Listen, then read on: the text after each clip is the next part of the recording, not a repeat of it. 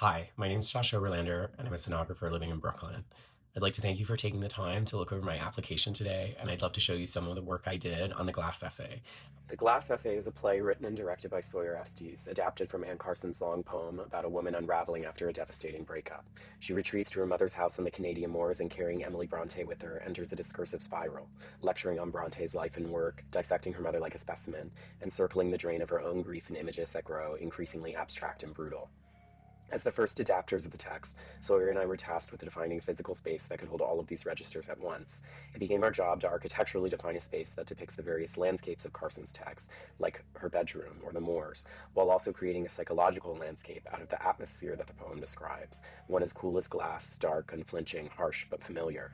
We began thinking of the poem as a kind of autopsy or lecture on the self, which led us to Victorian natural history museums, spaces whose architectural language crystallized during the Bronte's lifetime, where specimens are trapped in glass dioramas for examination.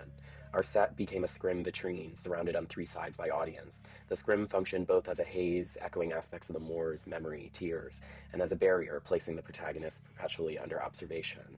It also functioned as a projection surface for the protagonist's reel of images as they flicked through her mind and through the text.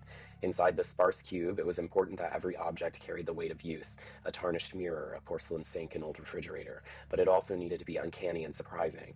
Scenes collided and overlapped, characters drifting through like ghosts, like Emily Bronte entering from the fridge, or a vision of a creature of grief crawling from under the bed, or dried moor grass pulled from a chest of clothes, nature finally infecting this antiseptic space.